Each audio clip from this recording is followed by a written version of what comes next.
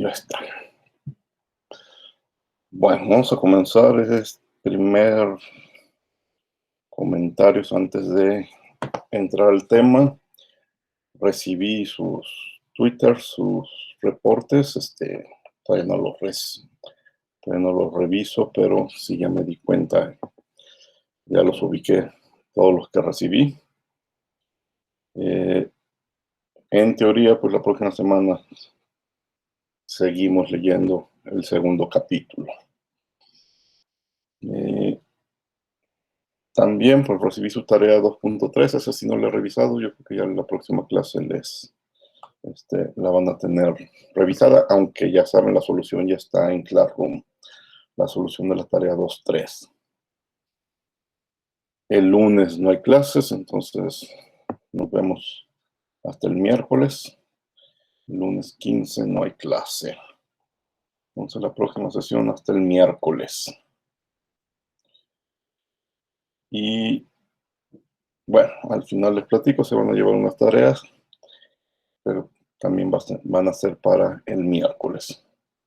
Bien, también antes de entrar al tema de los ejemplos, les había dicho, creo que desde hace 2 clases, y se me olvidó la clase anterior mostrárselos, que les iba a pasar también un programa para calcular capacidades caloríficas. Dejen mostrárselos.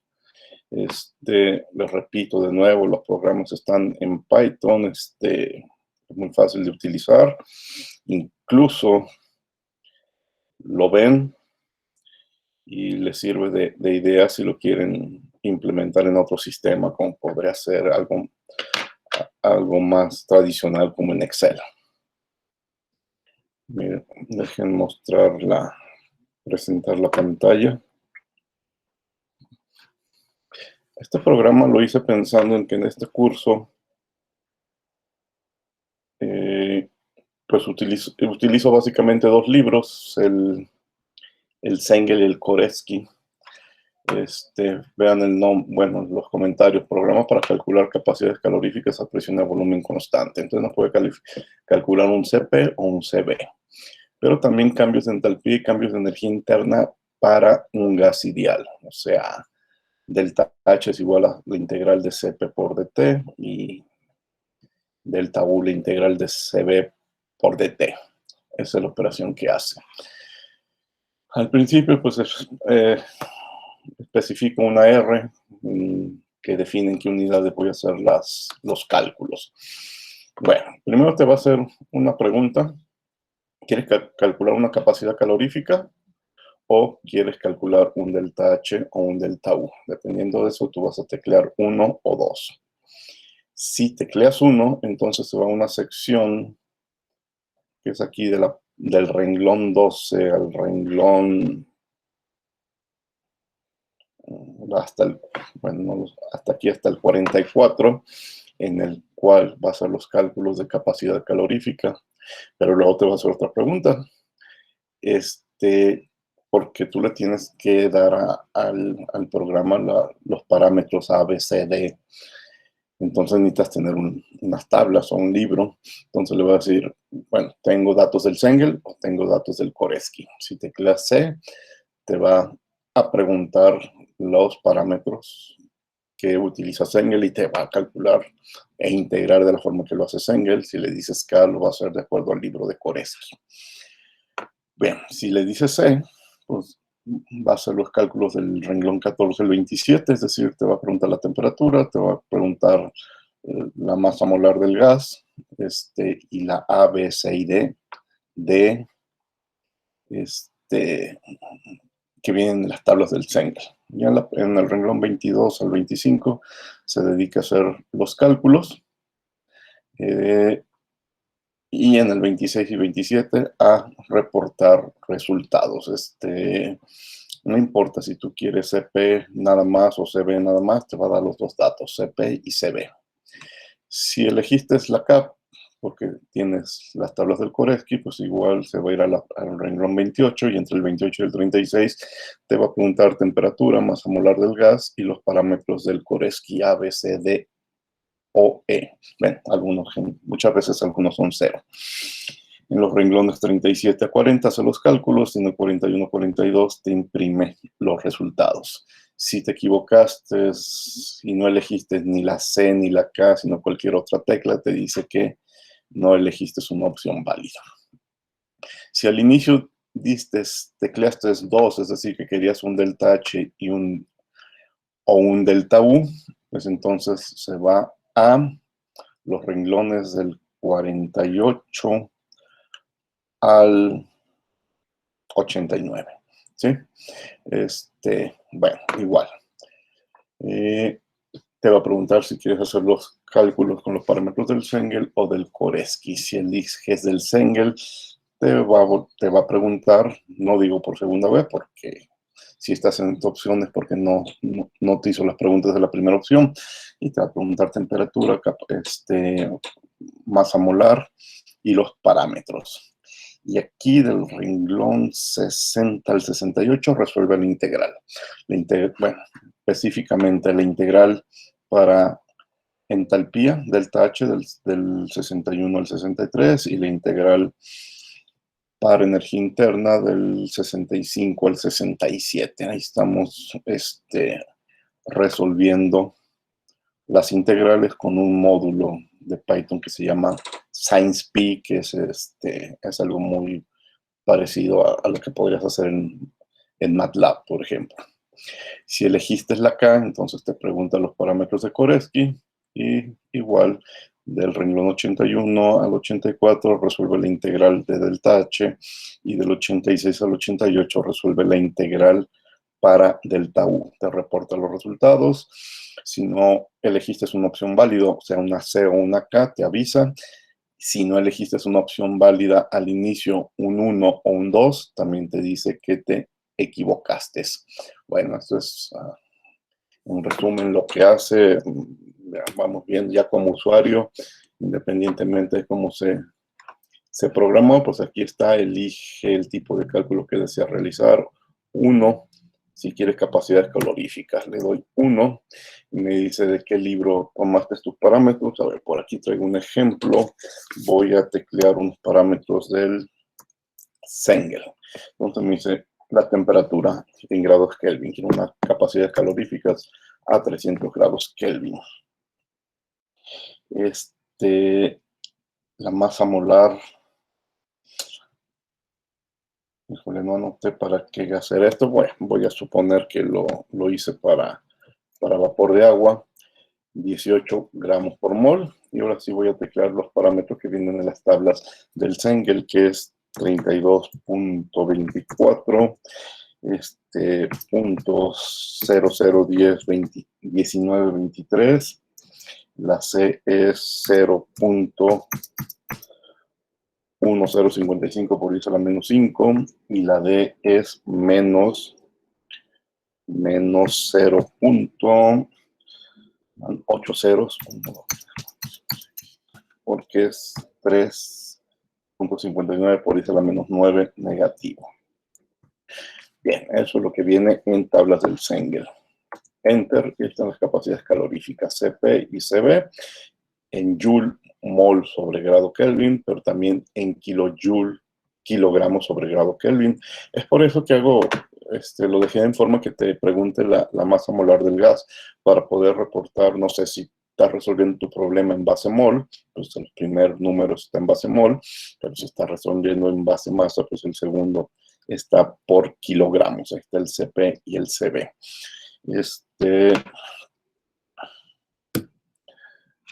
Si hubiera elegido las tablas del Koresky, porque es lo que tengo, y el mismo problema, pues te va a pedir los parámetros que encuentras en la tabla del Koresky. 3.47, 0.00145, 0,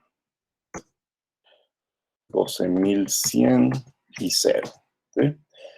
Y ahí está, 33.58, muy parecido al 33.66 de Cengel, 1.86, 1.87, 25.27, parecido al 25.35, y 1.404 muy parecido al 1.408. Como ven, los resultados no son iguales, pero el error es muy pequeño de utilizar las tablas de un libro o de otro libro. Finalmente dejan hacer un ejemplo de capacidad de delta H o de delta U. Bueno, va a ser los dos cálculos. Hay que teclear 2. Luego hay que decir de qué libro quieres utilizar los parámetros. Lo voy a hacer con Koresky, el mismo ejemplo anterior, pero aquí sí tengo que decir mi proceso va de temperatura 1 a temperatura 2. Por ejemplo, voy a decir que mi proceso va de 673 grados Kelvin a 327 grados Kelvin. Es decir, estoy enfriando, ¿sí? Está bajando la temperatura. Desde aquí podemos adivinar que el resultado tiene que ser un número negativo. Y te vuelve a pedir, bueno, te pide los parámetros, 3.47. Voy a teclear lo mismo de hace el ejemplo anterior, 0, 0, 145, 0, 12.100 y 0. Está tardando un poco más en darme el resultado porque está llamando el módulo SciencePy, y eso dependiendo de la máquina, pues tarda unos segundos, sobre todo cuando lo llamas por primera vez. Es como salirse de Python, ir a buscar ese módulo y aplicarlo. Por ahí están delta H en joule sobre mol o en kilojoule sobre kilogramo. Bueno, joule sobre mol es lo mismo que kilojoule sobre kilomol, ¿sí? De nuevo, la diferencia, un resultado en base mol y otro resultado en base masa. Y como lo decía, como lo esperábamos, resultado negativo porque vamos de 673 a 327. Bueno, voy a subir este programa a Classroom y si les sirve de algo, pues ahí está, para que lo utilicen en sus cálculos, en sus tareas o en los exámenes. ¿De acuerdo? ¿Alguna pregunta? Esto solamente es para gas ideal, ¿cierto?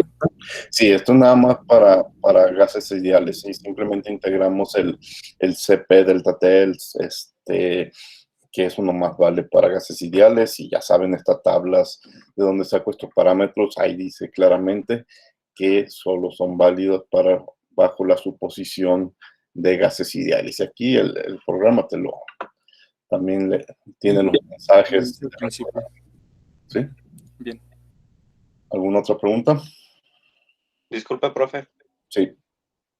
¿El módulo para hacer la integral en Python lo debemos de poner aparte o viene dentro de Python? Ah, sí es cierto, no pensé en ese detalle. Sobre todo en ustedes, porque aquí no estoy en clase de programación, ¿verdad? Sí es cierto, hay que instalarlo aparte. Miren, para sistemas, si tienen computadoras en sistema Windows, instalar esos módulos es muy sencillo. Cada uno de estos módulos, SciencePy o NumPy, tiene una página oficial de internet como Python, donde dice baja mi software, y ahí te dan las instrucciones de instalación, y en general son instrucciones muy sencillas, pero de veras que bueno que me recuerdas ese detalle. Yo ya no me fijo mucho en eso. Alguna vez los instalé y te olvidas de esto, pero sí, ya como comentario independiente de esto, módulos, bueno, usar Python es para que tú programes, ¿verdad? Pero si instalas módulos como SciencePy y NumPy, es más o menos el equivalente a tener MATLAB o matemáticas. Ya tienen muchos tipos de cálculos simplificados para que tú nomás veas cómo es la nomenclatura, los teclees. Aquí, como ven, este renglón, lo único que tuve que hacer es escribir la palabra quad, ¿sí? Quad y esta lambda. Bueno, es muy fácil de explicar qué quiere decir, y muy fácil de hacer. Y ya, SciencePy toma estos datos y te resuelve la integral. Sí hay que hacer ese trabajo extra de instalarlos, pero es relativamente sencillo y vas descubriendo que, bueno, pues es como el equivalente a tener un MATLAB. Ahorita dirán, no sé, todos ustedes se dieron cuenta que nos avisaron en QSEI que ya hay licencias para MATLAB, que todos nosotros podemos instalar MATLAB en nuestras computadoras y utilizarlos mientras ustedes sean estudiantes de la universidad y yo sea profesor de la universidad. Pero el detalle es cuando salgan de la carrera, ¿quién les asegura que van a caer en un lugar en donde tengan acceso a licencias de MATLAB? MATLAB es un programa relativamente caro, ¿sí? En cambio, Python, piénsenlo, siempre va a ser una opción gratuita. O sea, hay que hacer instalaciones extras y algunos detalles, pero todo lo que está alrededor de Python siempre será gratuito, seas estudiante o estés ya trabajando en donde sea, ¿sí? Entonces, sí es importante tomarlo en cuenta. Bueno, ¿alguna otra pregunta? Profe, Python, ¿cómo qué aplicaciones tiene?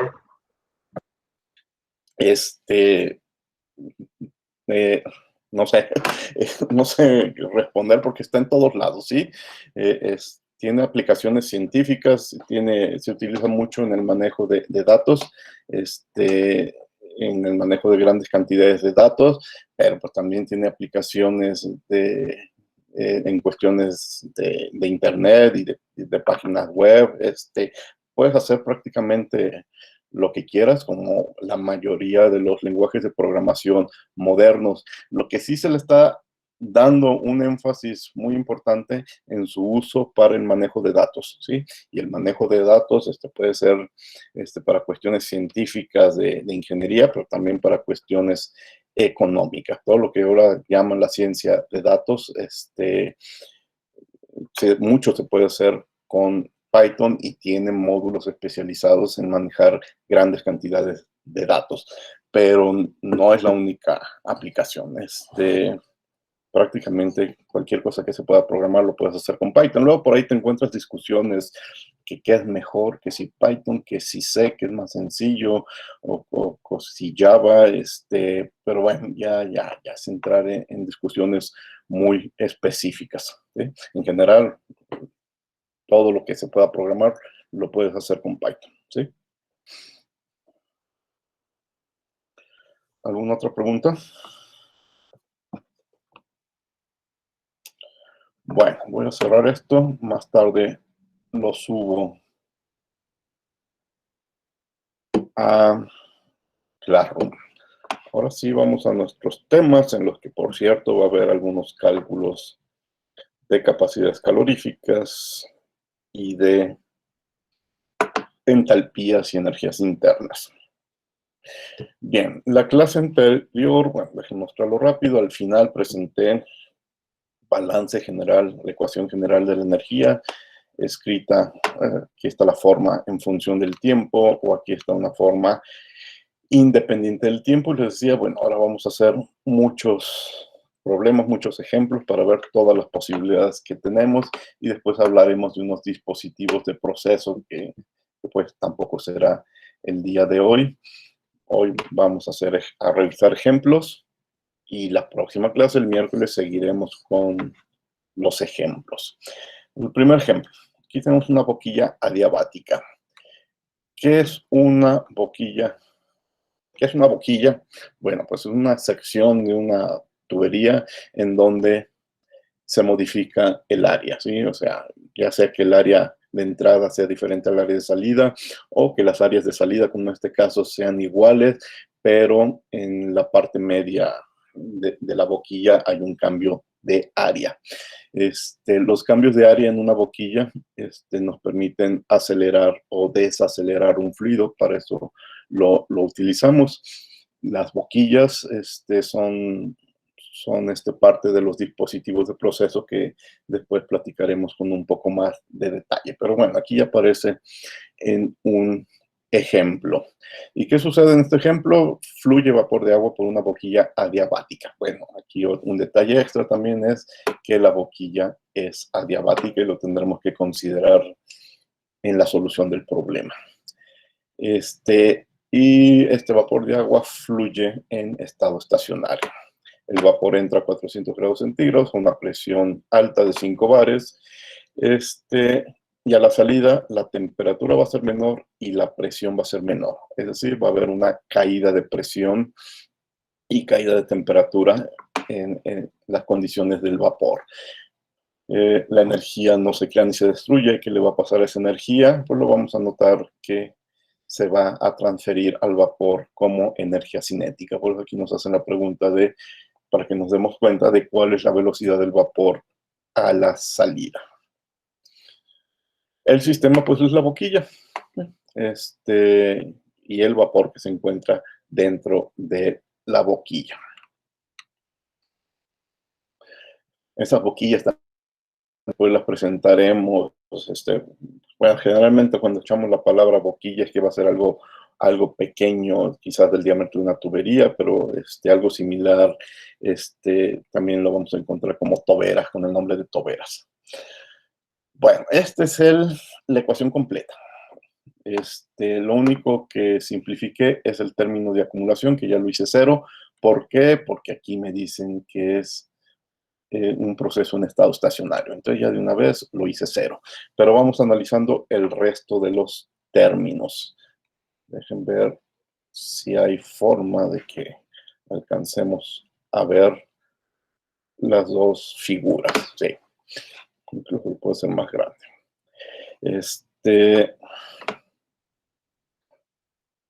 Miren, sumatorio de las corrientes de entrada. Si nuestro sistema ya está entrando una corriente de vapor y está saliendo una corriente de vapor, entonces para empezar el sumatorio sale sobrando porque nada más tengo una entrada y una salida, ¿sí? Entonces entra vapor con un flujo másico o una cantidad neta de vapor que está entrando, del otro extremo sale vapor también con una cantidad neta.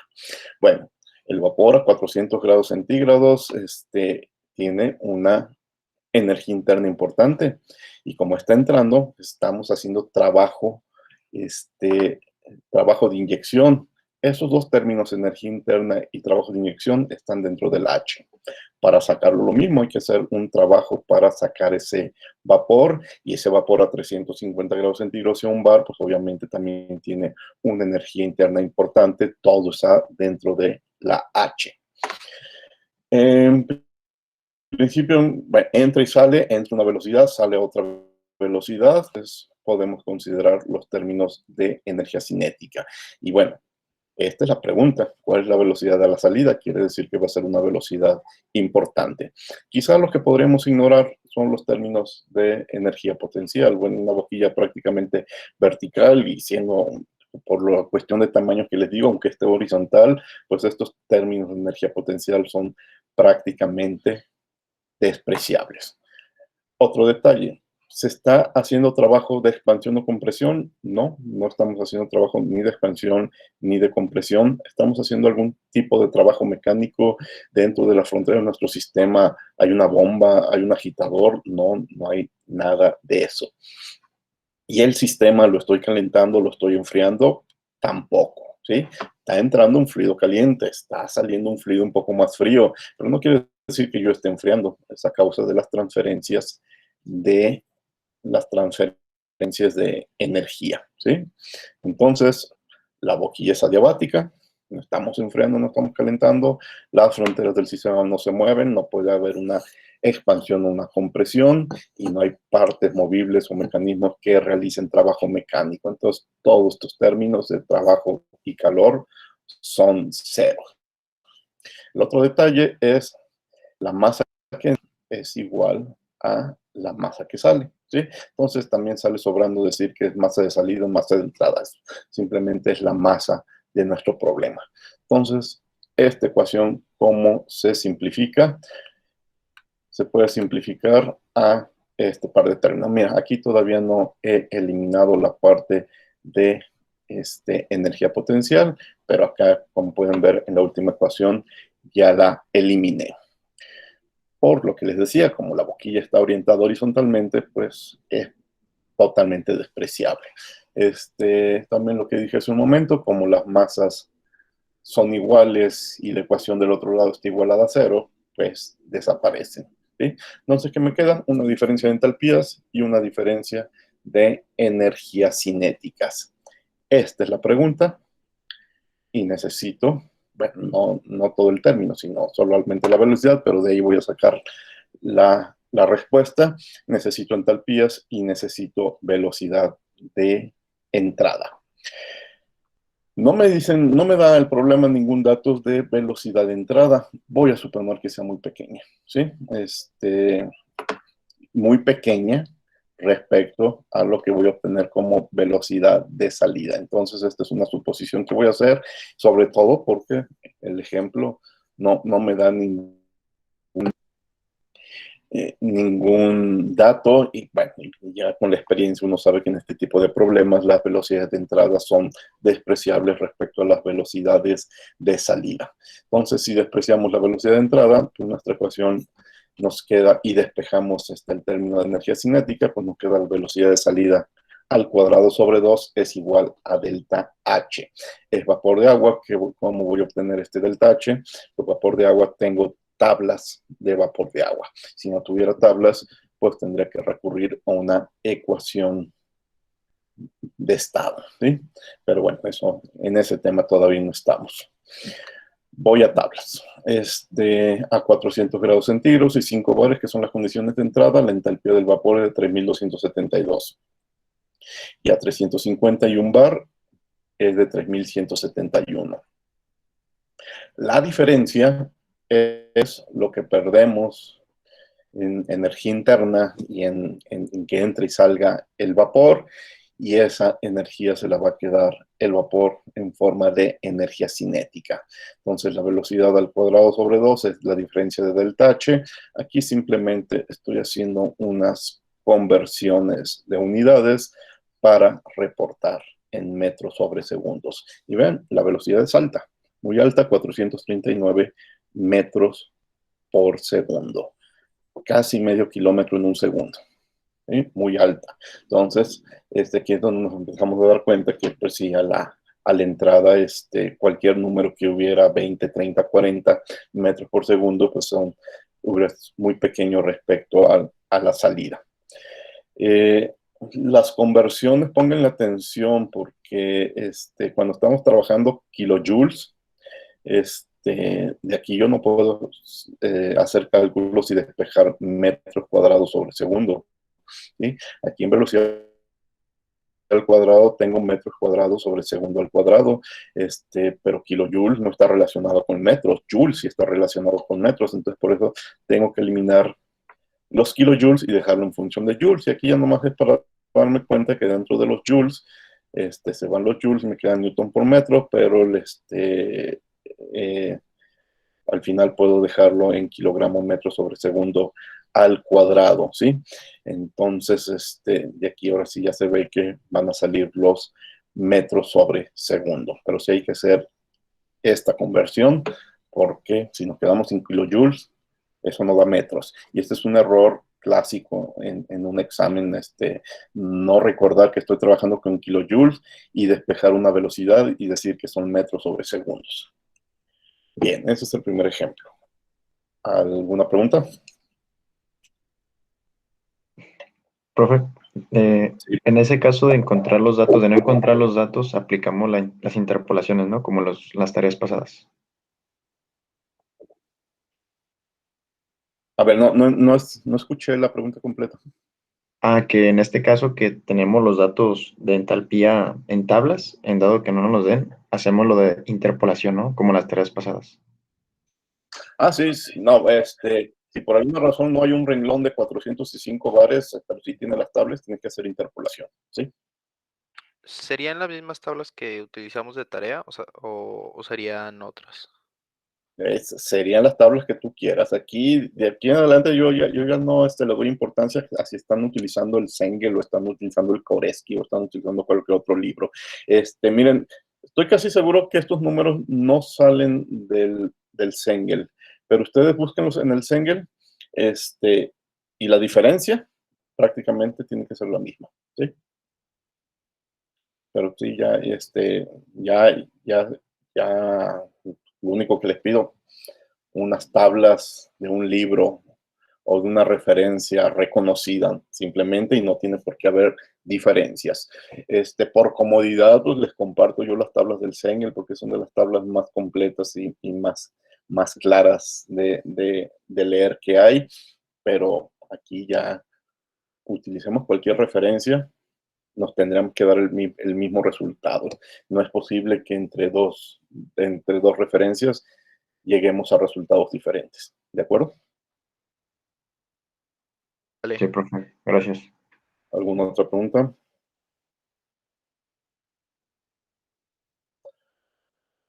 Bueno, vamos a otro ejemplo, el 3.5. Todos estos ejemplos, todos estos PDFs están en Classroom y así los encuentran como ejemplo 3.4, 3.5 hasta el 3.14, creo que se va. Ahora tengo un boiler que funciona en estado estacionario. Vamos a ver de qué se trata. Dejen elegir el lápiz. Tengo un boiler que opera en estado estacionario. La entrada es agua líquida saturada. Aquí no la aclaran, esto es importante. Entra agua líquida saturada a una presión alta con un flujo de 10.000 kilos por hora. Entonces, bueno, es un boiler industrial, posiblemente el boiler de un proceso de generación de energía. La salida de vapor es a la misma presión, 5 bar, y a 400 grados centígrados. En el interior el boiler tiene, bueno, no en el interior.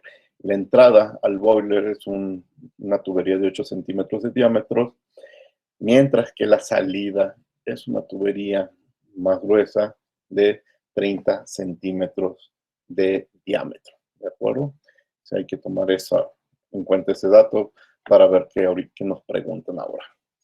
Bueno, calculen la transferencia de calor en el boiler en megajoules por hora. ¿Sí?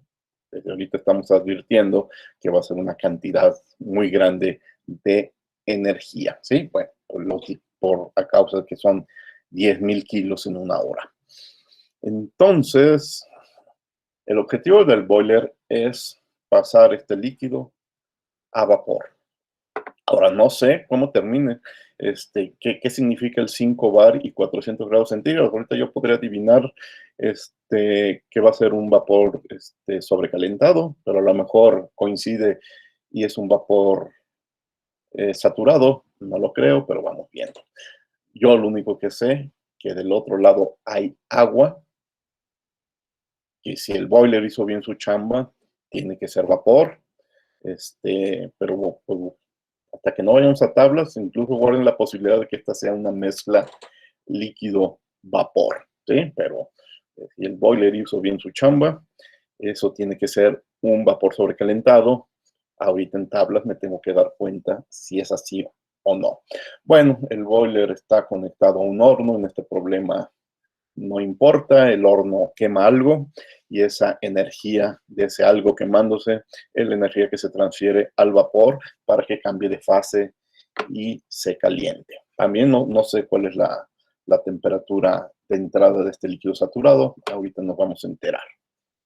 Bueno, ¿cuál es la tasa de transferencia? Cuando me hablan de tasa, quieren decir que mi resultado lo relacione con tiempo. El sistema va a ser el boiler y el contenido dentro del boiler, todo el agua dentro del boiler. Y aquí está de nuevo el balance de energía completo. Vamos a simplificarlo. De nuevo, al inicio me dijeron que el boiler opera en estado estacionario. Entonces, toda esta parte es cero, ¿sí? No hay acumulación de energía. Así de fácil. vamos viendo entradas y salidas. De nuevo es un problema, una sola entrada, una sola salida. Entonces, los sumatorios salen sobrando, nada más tenemos una corriente de entrada y una corriente de salida. De nuevo, entra agua líquida, entra con su entalpía, entra con su energía cinética, entra con su energía potencial. Todavía no simplifico, ni elimino ninguna. Sale agua, la misma agua del otro lado, sale con una entalpía diferente, pero tiene una entalpía importante, sale con su energía cinética y su energía potencial, ¿sí? No hay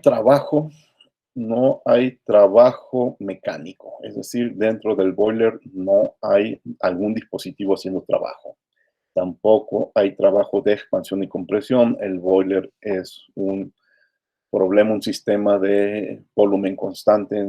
Aquí no estamos expandiendo ni comprimiendo el vapor de agua. Lo que sí, el boiler, pues, su razón de ser es calentar este fluido para tener vapor sobrecalentado al final,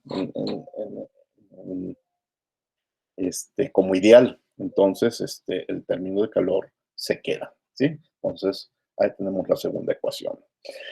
De nuevo, por cuestiones prácticas, los cambios de energía potencial despreciables, ¿qué tanta diferencia? Bueno, aquí hasta veo que el boiler está colocado, me lo dibujan como un dispositivo horizontal, pero que me lo dibujaran vertical, ¿qué tantos metros podría tener ese boiler como para que la energía potencial fuera importante? Cuando hemos visto que problemas bueno, lo platiqué, pero no vimos los números, problemas de una cascada, de caída de una cascada de 50, 80, 100 metros, apenas empieza a ser importante las diferencias de energía potencial, ¿sí? Entonces, aquí también poco a poco nos iremos dando cuenta que los cambios de energía potencial totalmente despreciables. Y ahorita no me quedo entonces nada más con el efecto del delta H, de la diferencia de energía cinética y del calentamiento. Incluso esta diferencia de energía cinética, vamos a ver si de veras pesa. Esa es la razón, el pretexto de este ejemplo. Para eso me dan los diámetros de 8 centímetros y 30 centímetros, para que incluya la parte de energía cinética. Y después la compararemos del cambio de energía cinética con el delta H o con la misma Q, para que veamos si de veras valió la pena dedicarle tiempo a ese cálculo. Bueno, de tablas tenemos que la entalpía de líquido que entra es de 640 kilojoules sobre el grado Kelvin. ¿Preguntas? No, profe. Hasta el momento no. Y cuando cruzo los dos números que les mostré hace un rato, ¿cuáles eran?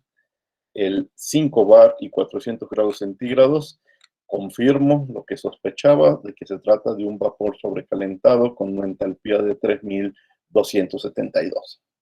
Bien, entonces ya, entra un líquido saturado, sale un vapor sobrecalentado y de tablas ahí están las dos entalpías. Pero como voy a hacer los cálculos de diferencia de energía cinética, necesito calcular velocidades. Tengo flujos másicos que son los 10.000 kilogramos por hora. Como es estado estacionario, entran 10.000 y salen 10.000. Bueno, en los mismos renglones donde leí el 640 y el 3272, voy a leer el volumen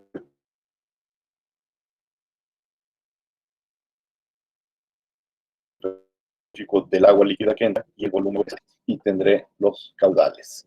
10.93 metros cúbicos por hora la entrada, 6.000 metros cúbicos por hora la salida. Recuerdan que estos son metros cúbicos, la masa sí se conserva, son 10.000 y 10.000, pero cuando lo trasladamos a volúmenes, pues obviamente totalmente diferentes los números.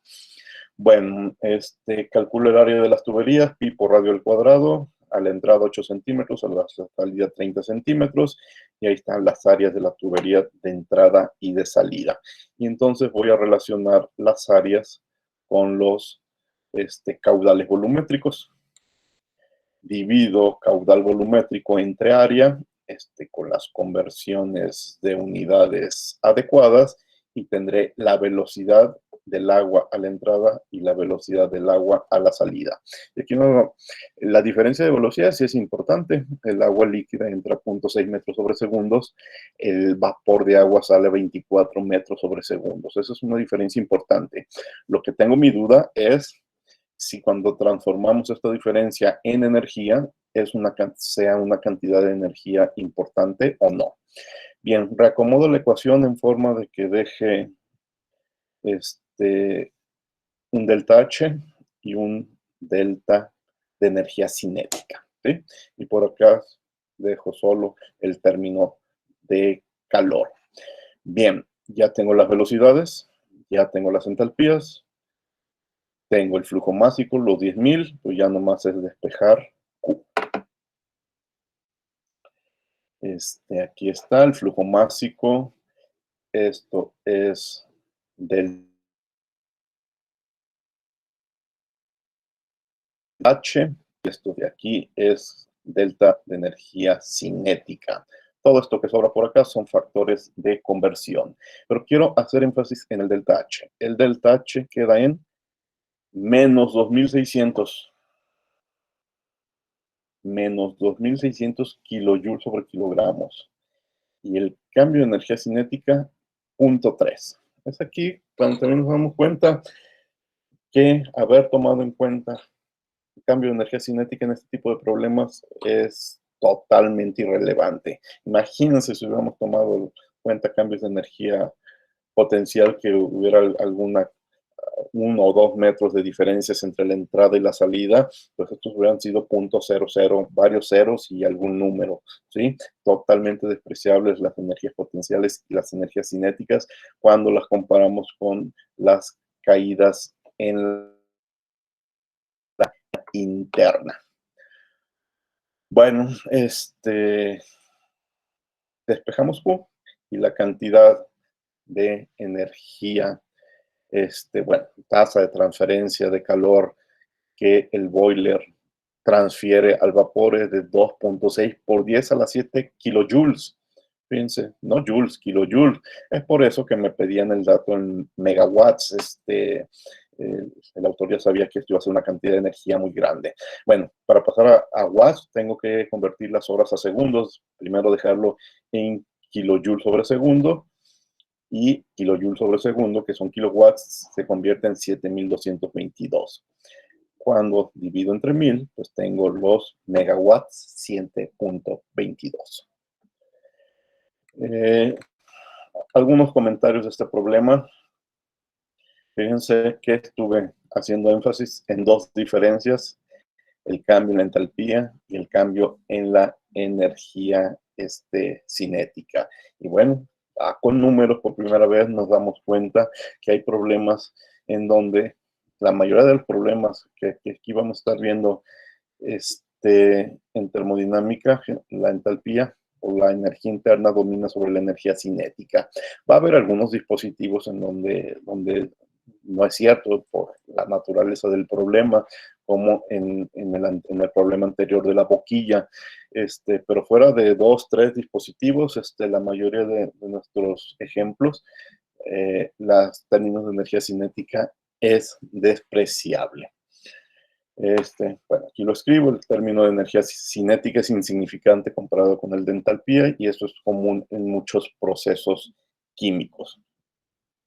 Les digo, en el futuro, cuando examinemos equipo estándar de procesos químicos, por ejemplo, intercambiadores de calor, bombas, turbinas y compresores, vamos a estar asumiendo que la energía cinética es insignificante, muy pequeña, a menos de que la naturaleza del problema nos dé por ahí algún tip, alguna idea de que en un problema en particular habría que pensar lo contrario. Pero en general, con intercambiadores de calor, con bombas, con turbinas y con compresores, los términos de energía cinética se van a hacer despreciables.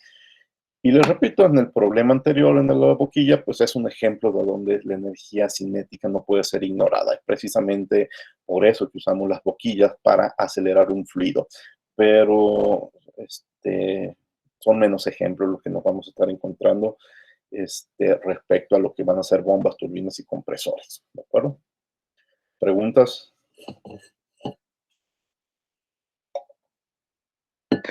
Profe, los datos de las entalpías que había puesto aquí para este ejemplo, eso de entrada pues son 5 bar. Esos vienen en tablas directas, solamente se fijó en la presión, ¿verdad? Al inicio. No me fui. Vamos viendo.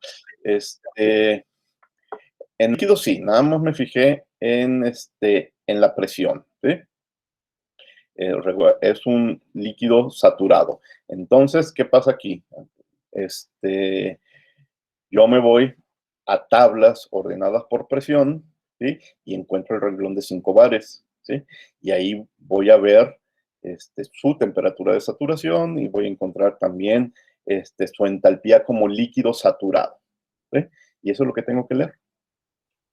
En cambio acá, si yo busco, como lo que platiqué en la clase anterior, si yo busco a 400 grados centígrados, voy a ver que la presión de saturación no es 5, y entonces saco la conclusión de que se trata de un vapor sobrecalentado.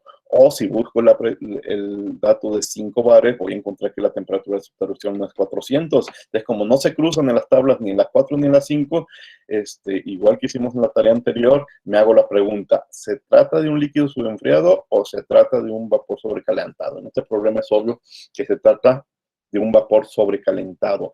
Y entonces me voy a la tabla 6 de vapor sobrecalentado, sigo pensando en las tablas del Cengel, y me voy a dar cuenta que en el recuadro de 5 bares va a haber un renglón a 400, o va a haber 2 renglones entre los cuales se encuentra el 400, y ahí voy a leer la entalpía. ¿Sí? Sí, profe, gracias. ¿Alguna otra pregunta? Ahora vean, las tablas del Cengel no están en bares, están en joules o en megajoule, pero pues hagan la conversión, ¿sí? Los volúmenes específicos que calculó más abajo los sacó de tablas, ¿verdad? También, de la misma tabla, del mismo renglón, del renglón donde leí el 640 se encuentra 0010, y donde leí el 3272, ahí van a encontrar el punto 6173. Sí, de tablas. Ok, gracias. ¿Alguna otra pregunta? Bueno, vamos a otro ejemplo. Hoy voy a tratar de llegar hasta el ejemplo 3.10. Ese fue el 5.5. Digo 3.4, 3.5. Sigue el 3.6. Vapor geotérmico. A ver, este problema tiene que ver con un vapor de agua que estamos sacando del subsuelo. Vapor geotérmico. Bien, existe una reserva de vapor, de agua, a 3 kilómetros por debajo de la superficie de la Tierra. Y ahí hay una reserva de vapor en promedio a 250 grados centígrados y una presión de 5 bar. Entonces, conectamos un tubo vertical que le permite al vapor subir a la superficie y entrar a una turbina. Y entonces esa turbina le va a extraer su energía interna, hacer trabajo, y estaremos aprovechando esa reserva de vapor geotérmico. El fluido que sale de la turbina es vapor saturado a un bar, ¿sí? A ver, el fluido que sale de la turbina. Es decir, esto que está aquí es una turbina. Hace su trabajo, le extrae energía. Aquí está la cantidad de trabajo que esa turbina extrae y regresa al ambiente ya un vapor con muy poca energía interna respecto a lo que había aquí abajo, a un bar y como vapor saturado. Entonces la turbina hizo su trabajo. Bueno, El proceso funciona continuamente en estado estacionario, en todo momento está trabajando la turbina, estado estacionario, de nuevo un problema en el que lo resolveremos con la primera parte de la ecuación igual a 0. Ya veremos ejemplos donde la primera parte no sea 0. En todo momento estamos extrayendo 100 kilos de vapor por minuto. Sin embargo, el camino de 3 kilómetros es un camino largo. Y en el proceso de estar sacando vapor del subsuelo, pues perdemos energía en forma de calor hacia los alrededores. Estamos perdiendo 5.000 kilojoules por minuto. Es decir, de la energía interna que tiene este vapor, como el camino es muy largo, se pierden 5.000 kilojoules por minuto respecto a lo que finalmente llegará a la turbina. La turbina es adiabática, pero bueno, ya lo dije, pero el vapor pierde durante su transporte. Determine la potencia producida por la turbina. Esta es la pregunta, ¿sí? ¿Cuánta energía, bueno, vamos a hacer el cálculo en unidades de potencia, pero cuánta energía puede realmente la turbina extraer de esa reserva? Bien, vamos a hacer el balance de energía. Definir el sistema. Bueno, primero siempre definir el sistema. En la mayoría de los ejemplos anteriores ha sido muy fácil definir el sistema, pero ahora hay varios detalles que revisar. A ver, vamos viendo. A primera vista parecería que la elección lógica sería la turbina, porque nos preguntan la potencia generada de la turbina. Pero ¿qué sucede cuando lo hacemos? Vean el balance de estado estacionario para la turbina. Esta ecuación es aplicar el balance solo a la turbina. Les recuerdo que la turbina es este recuadro, lo que entra aquí exactamente y lo que sale, que es un vapor saturado. Entonces la turbina trabaja en estado estacionario, una entrada, una salida, no calentamos ni enfriamos la turbina, no hay expansión ni compresión, pero la turbina en sí significa hacer un trabajo mecánico, ¿sí? El vapor de agua entra con su entalpía, con su energía cinética y con su energía potencial. Profe, El vapor, sí. el calor lo hizo 0 porque es es el calor del sistema, ¿no? No tiene nada que ver que se eliminen 5.000 joules por minuto. Sí, no.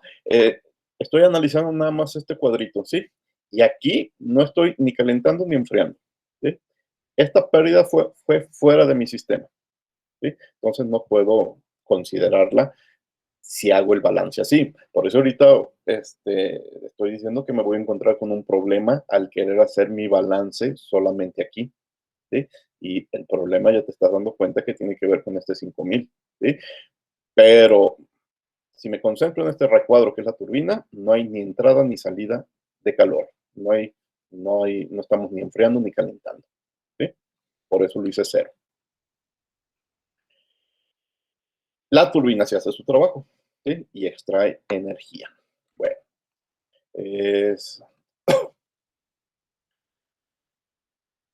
y aquí nos tenemos que seguir haciendo preguntas. ¿Los cambios de energía cinética y de energía potencial son despreciables o no? Si me preguntas por la turbina, yo diría que sí, ¿verdad? Pero pues estoy olvidando el resto del sistema. La entalpía del vapor que entra en la turbina es desconocida y no podemos resolver para el trabajo de eje. Fíjense, este párrafo lo que está queriendo decir es, me regreso a la figura, es que esta entrada aquí exactamente aquí, no la conozco. Yo conozco el vapor 3 kilómetros abajo. Con este par de datos yo puedo ir a tablas y tengo su entalpía, su energía interna, lo que quieran. Pero esto no es lo mismo que tenemos acá, porque a causa de transporte hubo unas pérdidas. Entonces yo no sé qué entra. Ese es el problema de hacer el balance solo en la turbina. Me regreso a las preguntas. Para determinar la entalpía de entrada a la turbina, necesitamos un segundo balance de energía en el tubo que lleva el vapor, sabiendo que el vapor que sale de ese tubo es el que entra a esa tubería. Y entonces aquí ¿para qué hacer dos balances si solamente puedo hacer uno? Es decir, el autor, de nuevo, lo que dice es, si yo, necio, me quiero quedar con esta solución, tengo que completarlo después con un balance al resto. Y dice, pues, ¿para qué? Mejor desde el inicio, haz más amplio tu sistema. Y aquí, dejen ponerlo en color diferente. Aquí, el mismo autor nos propone un nuevo sistema. Un nuevo sistema que incluya la turbina, pero que incluya lo que le sucede al vapor durante sus 3 kilómetros de transporte, es decir, que incluya básicamente esta pérdida. En este nuevo sistema, yo sé la entrada, porque son las condiciones del vapor con estos números, ¿sí? Yo sé la salida, porque sé que sale de la turbina, y ya toma en cuenta la pérdida de 5,000, ¿sí? Entonces, esa es la propuesta. Cuando te ves con esos problemas que dices, hijo, necesito dos balances, no, mejor un solo balance, pero amplía un poco más tu sistema. Y eso es lo que vamos a hacer. ¿Para qué hacer dos balances si puedes hacer solo uno? Entonces, vamos a, lo que le digo, a tomar nuestro sistema con las fronteras que muestra la línea punteada. Y entonces vamos a recorrer de nuevo la ecuación de la energía. Estado estacionario, sí, sigue siendo estado estacionario. Una sola entrada y una sola salida, eso sí ya no. Una entrada, pero dos salidas. Recuerden, salidas energéticas, ¿sí? Bueno, perdón, son salidas energéticas, pero salidas másicas, y de nuevo, dejen mejor cambiar de color. Salidas másicas sí son dos, sí es una y una entrada másica, una salida másica, pero energéticas son dos, pero sí hay que tomarlas en puntos diferentes. Y este primer término se refiere a entradas másicas, por lo tanto,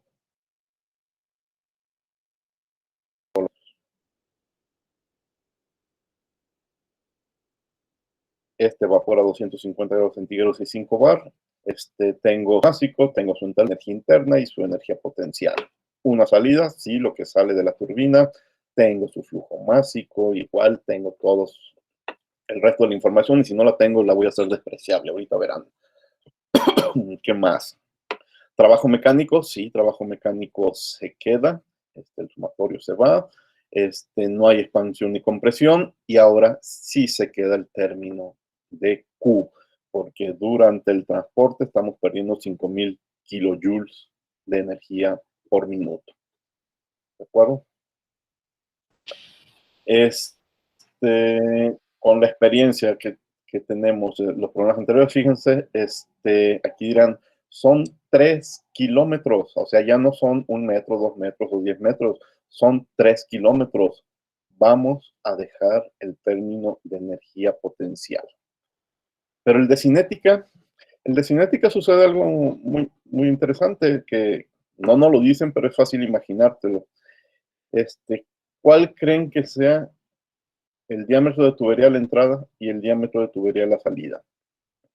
Es muy fácil suponer que sea igual, y aunque no sea igual, ya vimos en el problema anterior, era una diferencia importante de diámetros, y el cambio de energía cinética fue despreciable.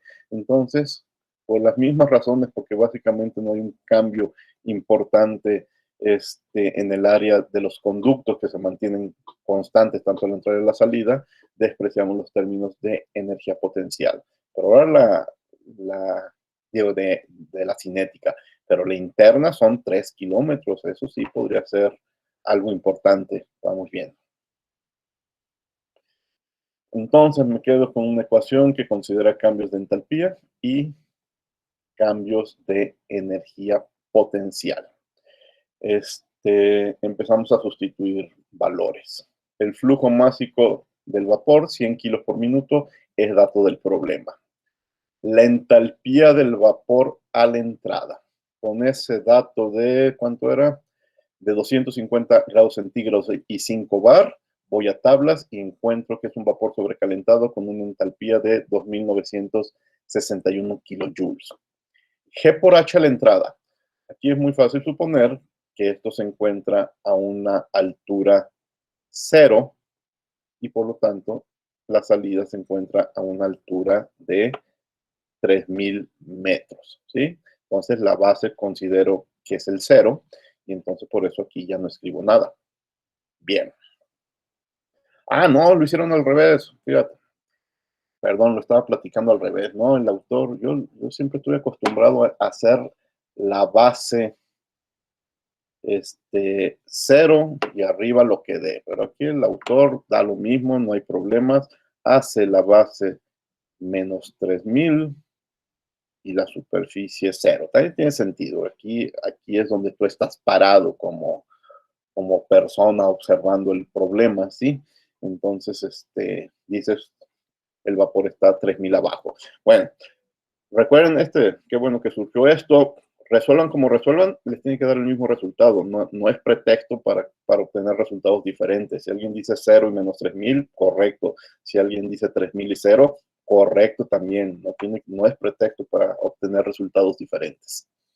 Bueno, entonces, aquí está el menos 3.000, pero hay que hacer las conversiones adecuadas. ¿Por qué? Si quiero despejar kilojoules, el 3.000 lo tengo que asociar con joules y luego los joules a kilojoules. Después revisan todas las conversiones que aquí estamos haciendo para que el corchete quede en kilojoules sobre kilogramos. Seguimos. Menos los mismos 100 kilos por minuto salen porque estamos en estado estacionario. Voy a tablas y busco la entalpía del vapor a la salida, 2.675. Ese 2.675 se trata de un vapor saturado a un bar. Busco en la tabla 5 del Cengel el renglón de un bar y leo la entalpía del vapor saturado, 2.675. Más, ahora sí el 0. Aquí está 0.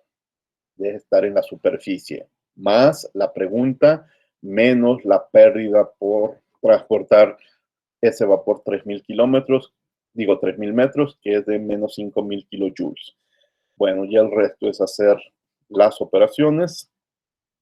Me cuido que cada elemento de mi ecuación esté en las unidades que yo quiero. Aquí el autor quiso que fueran kilojoules sobre minuto, entonces hay que cuidar que todo se vaya acomodando para que te queden kilojoules sobre minuto. Y aquí está la respuesta, menos 20.600. ¿Por qué negativo? Recuerden, el sistema incluye el vapor y el vapor va a perder energía y entonces esa energía se va al exterior para alguna aplicación, entonces es una pérdida para el sistema, por eso el signo negativo.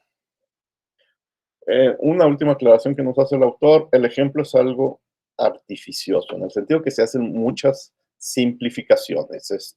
Aquí parece que sacar energía geotérmica es algo muy simple, en realidad es un proceso mucho más complicado.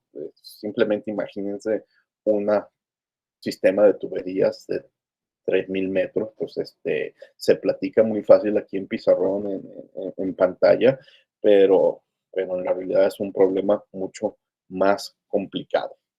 Bueno, preguntas.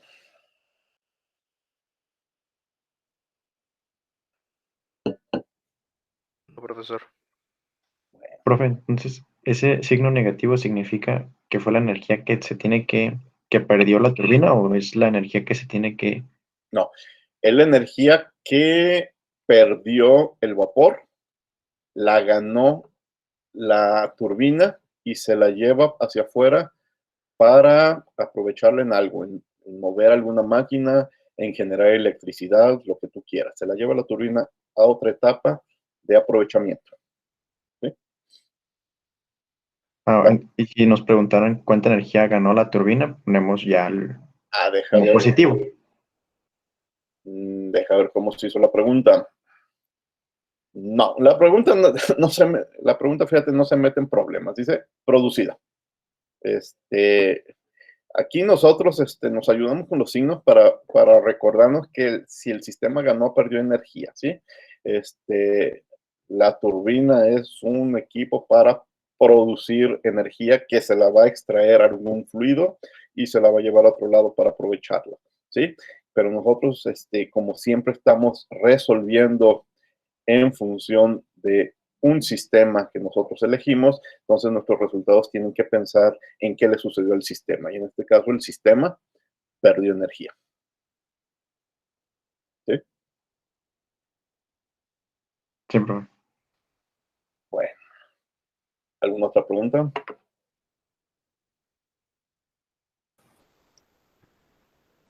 No hay pregunta. Vamos al ejemplo 3.7.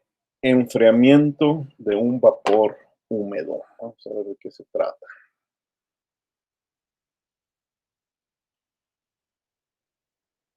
En un recipiente rígido, y hasta nos hacen énfasis en lo rígido, tenemos un volumen de 5 metros cúbicos. Tenemos el recipiente es de 5 metros cúbicos y se mantiene sellado durante todo el proceso. Sistema cerrado de volumen constante.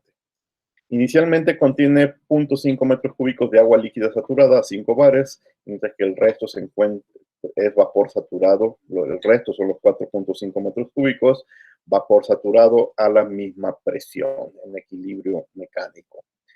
Pero se va a enfriar el tanque y vamos a estar enfriando hasta que la presión baje a 4 bar.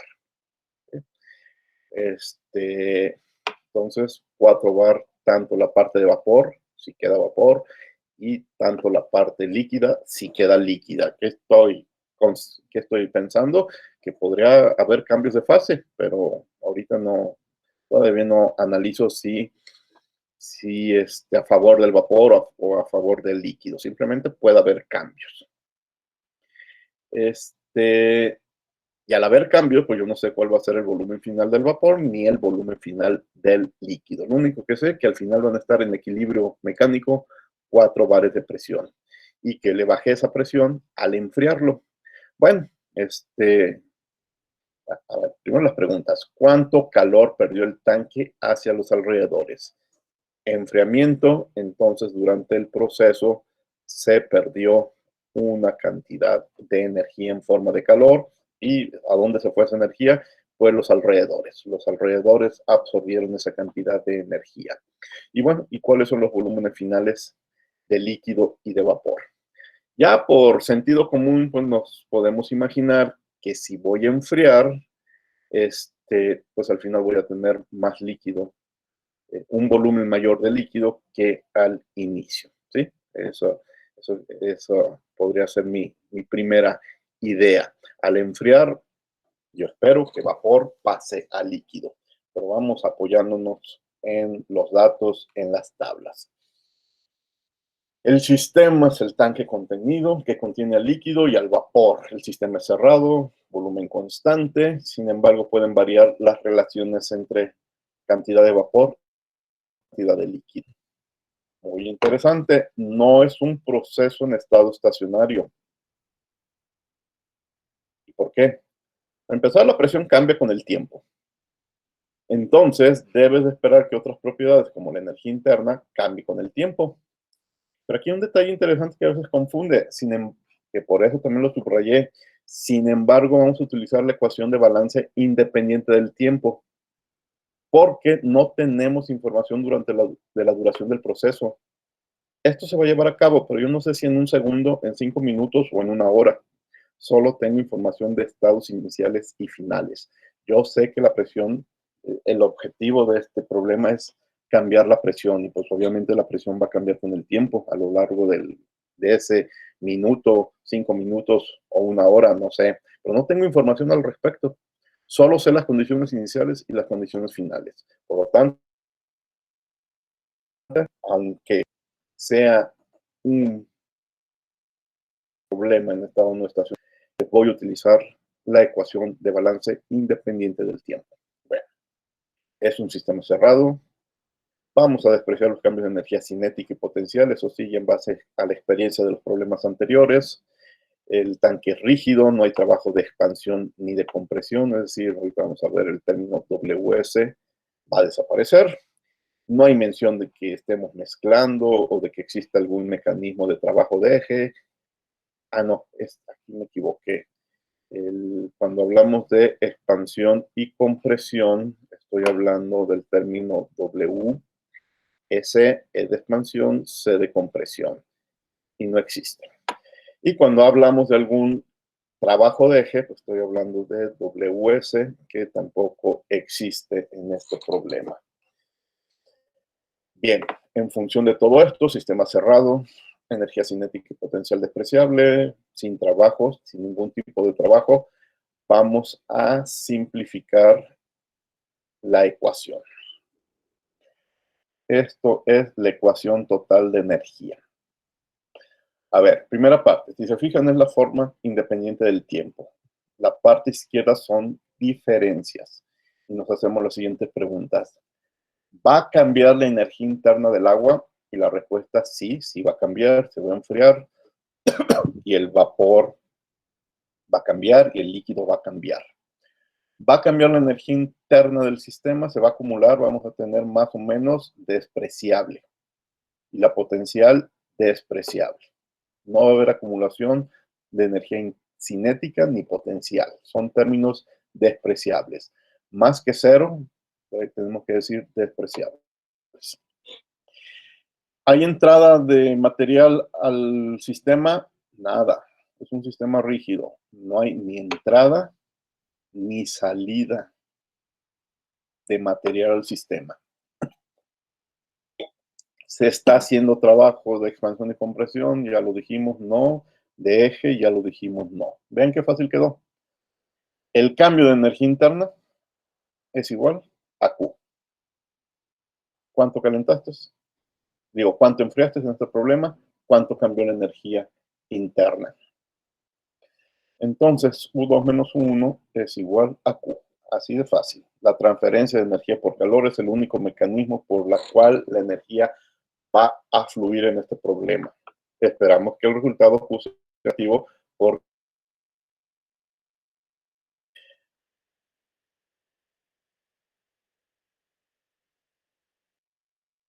fácilmente porque esta U tiene dos partes. Tiene su parte líquida y tiene su parte vapor. Y esta U también, su parte líquida y su parte vapor. Aquí es donde se nos va a complicar ahorita un poco, pero en principio el balance estuvo muy sencillo.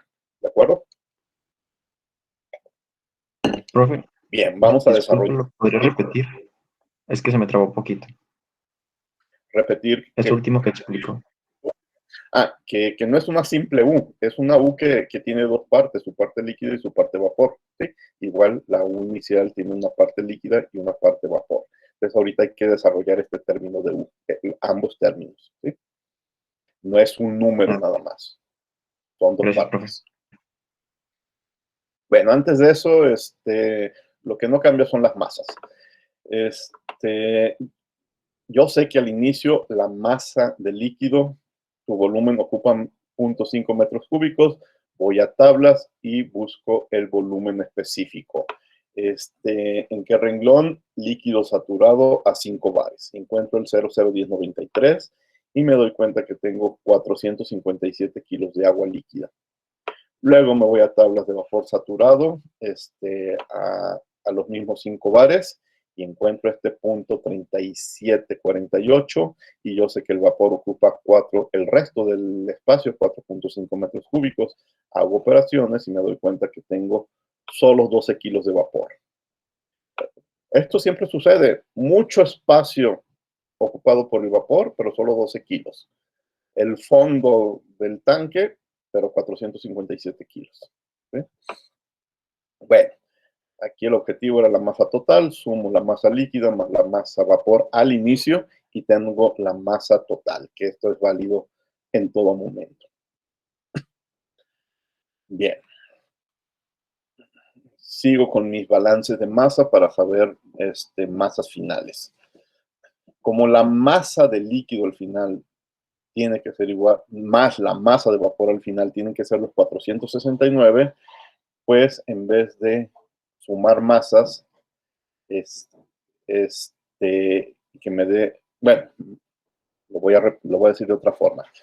Como la masa de líquido más la masa de vapor tienen que dar 469 y como el volumen del líquido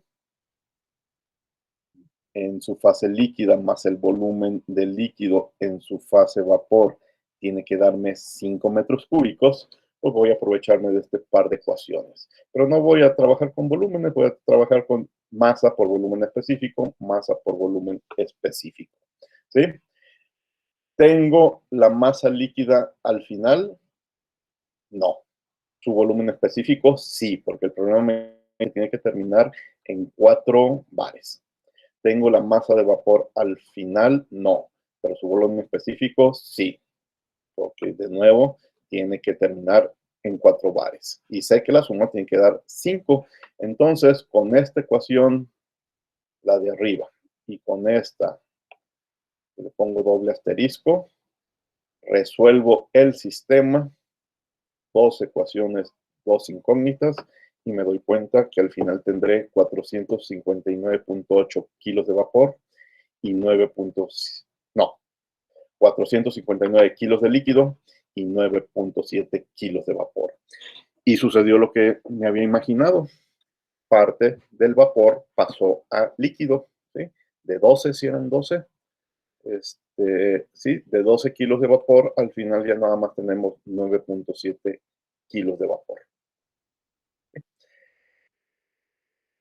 La pregunta, todos estos son datos que vamos recolectando para contestar la pregunta. La pregunta es la cantidad de energía que tuvimos que eliminar del sistema para lograr ese enfriamiento. Y el balance de energía, recordamos, nos dijo que Q es igual a delta U.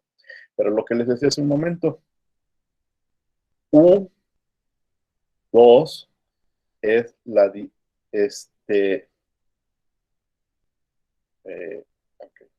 U2 tiene que ver con la energía interna al final del líquido, pero más la energía interna al final del vapor. Y U1 tiene que ver, también tiene 2 partes, tiene que ver con la energía interna inicial del líquido y la energía interna inicial del vapor. ¿Sí?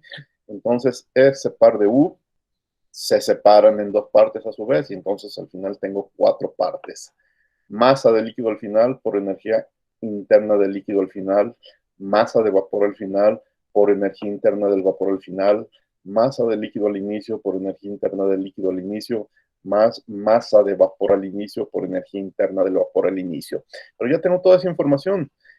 Aquí están los 12 de vapor al inicio, los 9.7 al final de vapor. Ahí están 4 energías internas que salieron de tablas.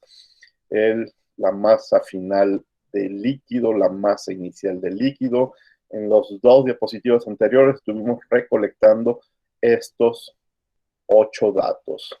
2 energías internas para el líquido, 2 energías internas para el vapor. Sustituimos en nuestro balance de masa y nos damos cuenta que tuvimos que extraer del recipiente 20.700 kilojoules de energía. Y de nuevo aparece un signo negativo porque es energía que perdió nuestro sistema, que es el agua encerrada en el tanque. Pues acabó. ¿Alguna pregunta?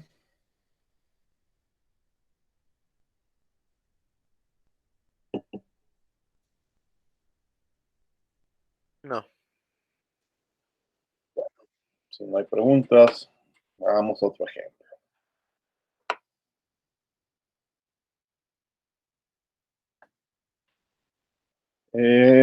Trabajo de eje en una bomba. El trabajo de eje ya había salido en un problema cuando tuvimos una turbina, pero ahora va a aparecer en una bomba. Y aquí también hay que empezar a repetir ese detalle. Las turbinas son dispositivos que se hacen de energía, que generan energía para alguna aplicación útil. En cambio, las bombas consumen energía y se la añaden al sistema. Bueno, entonces se trata de una bomba adiabática. Vamos a ver qué sucede. Aquí tenemos una bomba adiabática que trabaja en estado estacionario. A la bomba entra líquido saturado a una presión baja y sale agua comprimida a 10 bares. Pues esa es la chamba de la bomba. ¿Por qué yo bombeo? Dirán, bueno, yo bombeo para llevar el agua del punto A al punto B. Sí, pero desde el punto de vista termodinámico, bombeamos para comprimir un fluido para aumentar su presión. ¿Sí? Entonces la pregunta es el trabajo hecho en la bomba por kilogramo de agua que entra. ¿Sí? Aquí también no sé si entró exactamente un líquido saturado, aquí no sé qué va a salir, los resultados me tienen que decir si sigue saliendo un líquido saturado, o sale un líquido subenfriado, o sale una mezcla líquido-vapor. Bueno, nosotros sabemos quizás el sentido común, la experiencia nos dice que entra líquido y sale líquido. Vamos a ver. Bueno, esta parte también es importante, es básicamente la pregunta. La bomba tiene que consumir energía para funcionar. Si no consume, no funciona.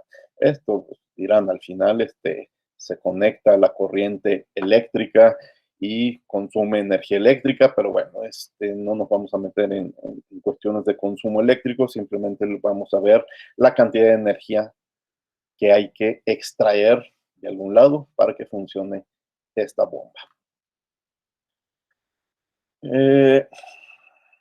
Balance de energía. Estado estacionario, ya está puesto el 0. Masa, hay una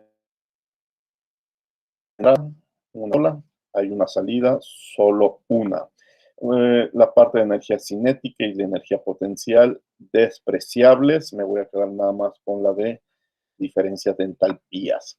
Trabajo mecánico, claro que sí, pues eso es la bomba, un dispositivo que hace trabajo mecánico, pero no expande ni comprime fluidos y tampoco estamos calentando ni enfriando. Entonces esto básicamente queda como un delta H más trabajo. La entrada está bien definida, pero la salida no. Bueno, yo sé exactamente de dónde sacar esta H, de un renglón a 0.2 bares en mis tablas y en una columna que dice para agua líquida saturada. Pero la pregunta está acá, la pregunta es trabajo, pero mi salida no está muy bien definida. Agua 10 bares puede estar en una amplia variedad de estados. Entonces, en la salida, tengo que pensar de dónde voy a sacar esta H. Definir un segundo sistema podría ser una opción.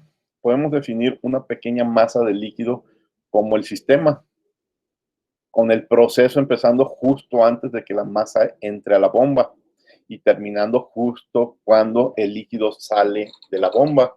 ¿Sí?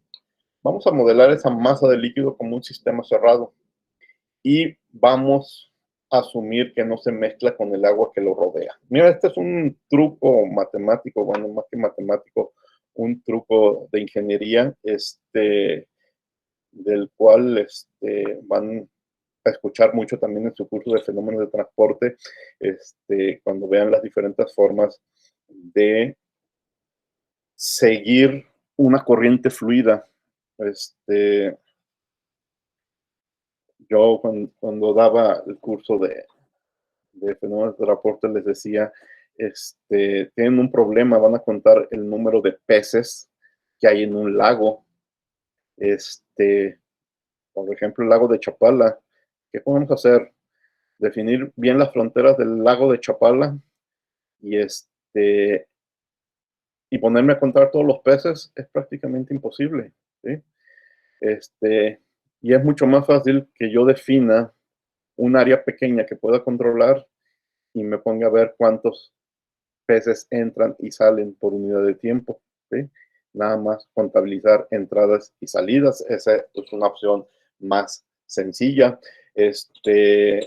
Por ejemplo, otro problema podría ser a qué velocidad en promedio se mueven los peces en un lago. Y entonces hay dos opciones. O yo tomo un pez y lo sigo, pero quizá con uno no sea suficiente y tome 1000 peces y lo siga.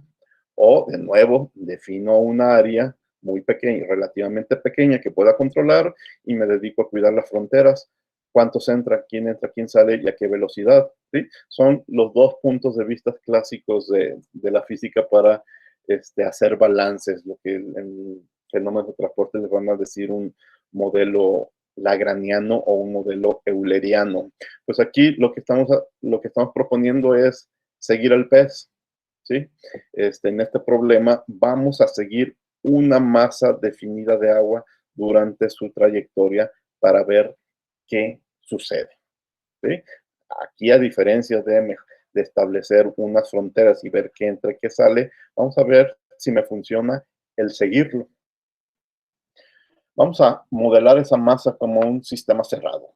Ahorita en plática parece que es complicar las cosas, pero van a ver qué sencillo va a quedar. Miren, voy a hacer un balance de energía, puesto que de nuevo no sabemos cuánto tiempo tomará a la masa de agua recorrer el sistema, pues tomo la ecuación independiente del tiempo, ¿sí? Como sabemos que al menos una propiedad del sistema, la presión, está cambiando, no se trata de un proceso en estado estacionario. Entonces, delta U de la parte izquierda de la ecuación no puede ser ignorada. Pero ignoramos los cambios de energía potencial y cinética. Bien. Entonces, energía potencial y energía cinética son despreciables. Los términos asociados al flujo de materia no existen. No existen. Dirán, a ver, aquí atrás dije que había una entrada y una salida. Sí, pero si ahora redefino mi sistema y digo que mi sistema es esta masa compacta de agua y la voy a ir siguiendo y siempre es la misma masa compacta y no se hace más grande ni se hace más chica, mi sistema es esa masa en movimiento, pues esa masa en movimiento es un sistema cerrado y no entra ni pierde moléculas, ¿sí? La bomba en su conjunto es adiabática, por lo que esperamos que tampoco haya transferencia de calor a esa pequeña masa, entonces este término se va, ¿sí? Además, por definición del sistema, el trabajo de eje es cero. ¿A qué se debe esto? Cuando la bomba es el sistema, la maquinaria transfiere energía en forma de trabajo de eje. Ese es el primer balance que hice 2 diapositivas anterior. Pero cuando una pequeña cantidad de líquido es el sistema, dentro de esas moléculas de líquido no hay partes móviles, no hay un agitador, no hay otra microbomba, no hay nada, ¿sí? El eje está fuera del sistema, entonces este término no existe, ¿sí? Por lo tanto, esta definición del sistema, el trabajo realizado es un trabajo de expansión-compresión. Eso sí, dependiendo de las presiones ejercidas, ese conjunto de moléculas se podría compactar o se podría alargar, ¿sí? Fíjense las consecuencias respecto a lo anterior. Sobrevivió el primer término, igual que en el balance anterior, y aquí en vez de trabajo de eje, el que sobrevivió fue trabajo de expansión-compresión, ¿sí? El mismo problema. Sin embargo, la pregunta de este problema no es el trabajo de eje, es el trabajo de compresión. O sea, el balance primero trae la pregunta, pero no pude avanzar. Este segundo balance trae un trabajo de expansión-compresión para mi nuevo sistema, pero esa no es la pregunta. Ahorita veo cómo me regreso a la pregunta original. Voy a resolver esta parte. M por delta U es M energía interna a la entrada menos energía interna a la salida, es una diferencia de delta U, y el trabajo de expansión-compresión, pues, se trata de un trabajo PdV. Aquí parece que estuviera integral menos PdV. No, es la integral de menos PdV, ¿sí? Que es la definición de trabajo de expansión o compresión. Dividiendo entre la masa, si divido entre la masa, aquí me queda energías internas específicas y este volumen se modifica a volumen específico. Entonces ya tengo propiedades específicas a la derecha y propiedades específicas a la izquierda. Vamos a integrar. Voy a integrar desde volumen específico inicial hasta volumen específico final. Aquí parece que vuelvo a tener el mismo problema del anterior. El volumen específico a la entrada lo tengo de tablas de vapor, pero no tengo ninguna información sobre el líquido que sale de la bomba que nos ayude a resolver la integral. Entonces, ¿qué vamos a hacer? Vamos a hacer un truco matemático y algo de termodinámica. Vamos a integrar por partes. Cuando integramos por partes, entonces puedo separar menos PB entre límites de entrada y de salida más la integral de P de presión, la integral de presión de B de P. Es decir, estoy haciendo la integral P de B más B de P. ¿Sí? La integral PB es PB a la entrada menos PB a la salida más la integral B de P. ¿Sí? Y recordé, y aquí viene el truco que nos saca de problemas, recordemos la definición de entalpía. Entalpía a la salida más trabajo de inyección, no, energía interna más trabajo de inyección, o trabajo de flujo en este caso, es entalpía. Energía a la entrada y trabajo de flujo es entalpía. Entonces reacomodo energía más trabajo, y eso es la entalpía. ¿Sí? Y la entalpía queda ya muy fácil, es una diferencia de presiones, es un BDP. Y estos datos sí los tengo. Yo tengo la presión a la entrada y a la presión a la salida. Entonces esto ya está muy fácil de integrar. Comparemos las ecuaciones finales de ambos balances. Este fue el primer balance. Aquí bueno, después lo comparamos. Si no, ahorita voy a mover muchas diapositivas, pero comparando ambos balances nos damos cuenta que puedo relacionar la diferencia de entalpía con el trabajo de eje y que esa diferencia de entalpía sí la puedo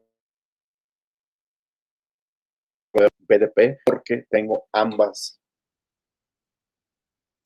presiones. Esto, si luego van a las diapositivas de arriba, fue el resultado del primer balance. Y esto, y aquí sale, es el resultado del segundo balance. Entonces, yo puedo quitar este delta H porque yo no sabía de dónde sacar esta entalpía y sustituir este integral BDP.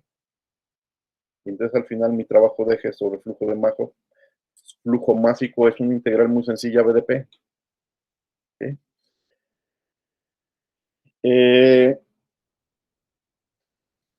¿Esto por qué se puede resolver? Porque la integral es respecto a presión y no respecto a volumen. Y presión es la única propiedad que conozco tanto a la entrada como a la salida. En segundo lugar, puedo resolver porque el volumen específico de un líquido es prácticamente una constante. Porque entonces luego aquí seguiría el problema que alguien diga, ok, vamos a integrar BDP, pero ¿de dónde voy a sacar una función para B? Digo, a ver, ahorita no estamos en ese problema, estoy con líquidos y esta B es prácticamente una constante, ¿sí? Entonces, al integrarlo, pues me queda nada más un delta P, presión de la salida, 10 bares, presión a la entrada, 0.2 bares, y se acabó. Y hago un cálculo de perdón, esto va por acá, un volumen específico promedio que saque de tablas. El resto son conversión de unidades y, bueno, no me pedían despejar la potencia, me pedían la potencia sobre flujo másico. ¿Qué tiene de interés la potencia sobre flujo másico? Que me da unidades de energía por masa de fluido. Encontramos 996.7. Fíjense, repasen por favor este problema lentamente. Muchos libros, muchos otros libros, sobre todo en mecánica de fluidos, explican esto mucho más sencillo. Te dicen, como se trata de líquido y el líquido es un fluido prácticamente incompresible, y te ponen esta ecuación y se acabó. Y no te dan más explicaciones y te la crees. Esta tiene que ver, esta integral va a aparecer mucho en el futuro. En el futuro, y no hablo tanto de este curso, sino en el futuro de sus cursos de mecánica de fluidos, va a ser una parte de la ecuación de Bernoulli. Entonces, en mecánica de fluidos, cuando les platiquen ecuación de Bernoulli, les van a volver a platicar esta integral. Estoy seguro que les van a dar una explicación mucho más en función de este párrafo. Como el volumen del líquido es prácticamente incompresible, entonces en BDP más PdB, PdB despreciable, nos quedamos con BDP y se acabó. Y si es cierto, funciona y es una explicación mucho más sencilla. Pero aquí en termodinámica me gusta más esta explicación complicada, entre comillas, porque entre otras cosas me permite resolver cómo un problema yo puedo cambiar de sistema. Puedo seguir el fluido durante su trayectoria o puedo encerrar el sistema y ver nada más lo que entra y lo que sale. Este es el punto de vista de Lagrange cuando analizamos fluidos. Este es el punto de vista de Euler cuando hacemos análisis de flujo de fluidos. Yo creo que están en su curso de fenómenos a pocos días de que les platiquen eso, o quizás ya lo hicieron. Bueno, al final de tanta plática se resumía a una integral BDP. Y dirán, ¿tengo que hacer esto cada vez que me encuentre con una bomba? No, cada vez que se encuentre una bomba que mueve un fluido, acuérdense de esta integral. Ya entendieron por qué y utilícenla. ¿Preguntas?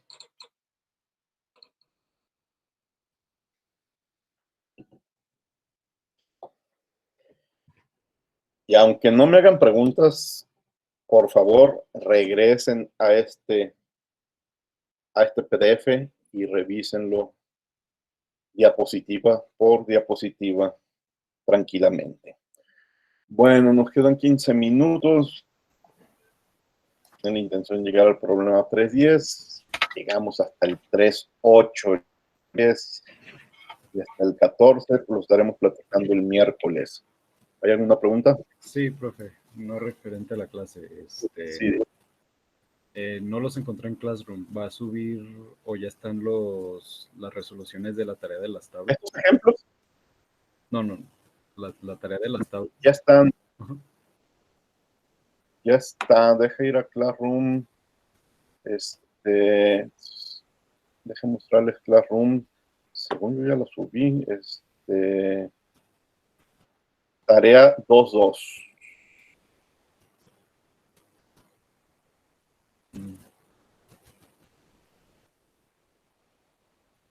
Sí, ahí está.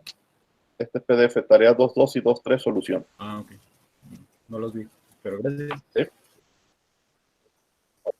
Sí, lo acabo de subir ayer. Ah, okay.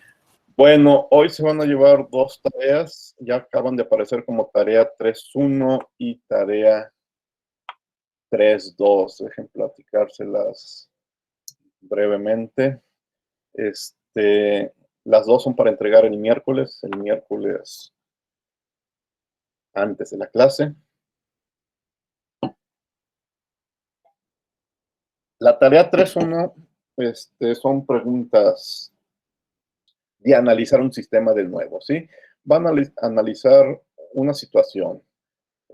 Dice, cierta cantidad de agua está hirviendo en un hoyo de presión cuando de repente la válvula de alivio se atasca, impidiendo que se escape el vapor. El sistema es la olla y su contenido después de que la válvula se atasque. Este es un ejemplo, ¿sí? Entonces, lo que les pido es que me digan, escriban sin números, nada más con símbolos, la ecuación de energía que describe ese ejemplo. ¿Sí?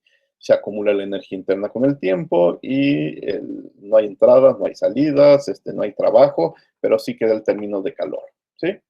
Y describe un periodo de tiempo en el cual es válido este balance. Este balance es válido desde el momento en que se atasca la válvula, que yo digo que es el tiempo cero, hasta el momento en que o la olla estalla o yo apago la estufa, ¿sí? Podría haber diferentes situaciones. Entre ese periodo de tiempo, este balance es válido. Si yo llego y apago, yo llego y quito la olla del fuego o la olla estalla, ahí se acaba, deja de ser válido este balance. Entonces van a leer diferentes situaciones, van a escribir una ecuación una ecuación de energía que refleje esa situación y van a imaginarse un periodo de tiempo en el que sea válido. Por ejemplo, un bañista en la playa en un día soleado se acuesta en la toalla. Algunos minutos más tarde el bañista comienza a sudar. ¿Cuál creen que es el balance de energía para quién es el sistema? El bañista, para el cuerpo humano cuando te estás asoleando. ¿Y en qué periodo de tiempo vale? Pues ahí ustedes se inventan una situación, ¿de acuerdo? Entonces es leer la situación, ver cuál es el sistema que ya está definido y decir, esta ecuación refleja lo que acabo de leer y es válida entre este momento y este otro momento, ¿sí? Esa es la primera tarea. Totalmente teórica, pensar en la situación, sin cálculos.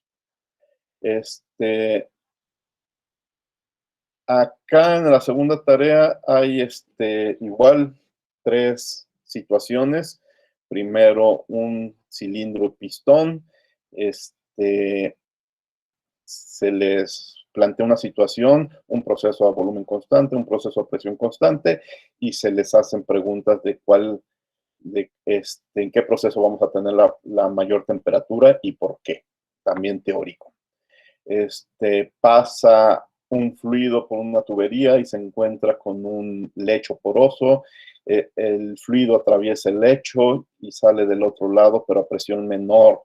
¿Qué pasa con la temperatura? Aquí hay una caída de presión. ¿Qué se imaginan que pasa con la temperatura? No hay que resolver, no hay que meterle números, hay que pensarlo en función de la ecuación de la energía. Lo que les recomiendo, escriban su ecuación de energía y vean qué términos van y vienen, e imagínense qué puede pasar con la temperatura, ¿sí? Y aquí otra situación, hay un recipiente inicialmente al vacío, a causa de que esta válvula está cerrada, hay una tubería donde está pasando un gas. En cierto momento abrimos la tubería y entonces parte del gas se va al depósito, ¿sí? Hasta que se llena el depósito y volvemos a cerrar la tubería. ¿Qué creen que pasa con la tubería, con la temperatura del gas?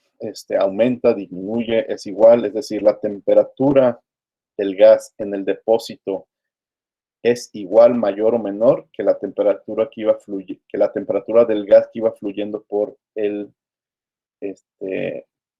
la tubería, ¿sí? Imagínense la situación, díganme si la temperatura aumenta, disminuye o se mantiene igual y una pequeña explicación. Es todas las tareas pensadas o planeadas para hacerlos pensar más bien, ¿sí? No hay cálculos numéricos. ¿Preguntas? Profe, la tarea 3.1 ¿se puede contestar ahí mismo? La tarea 3.1, sí, ustedes pueden abrir este es un PDF. Lo que van a encontrar en Classroom es un PDF,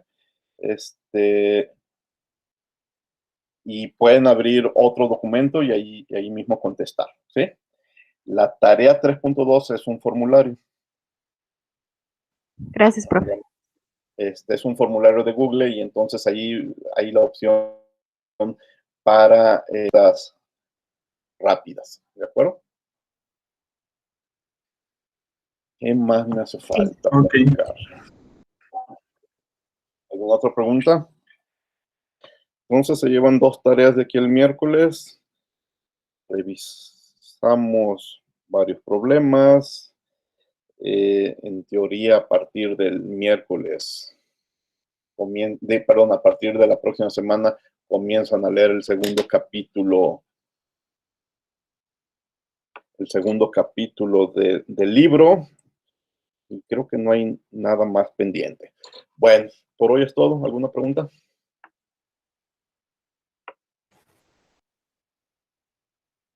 No, profe, todo bien.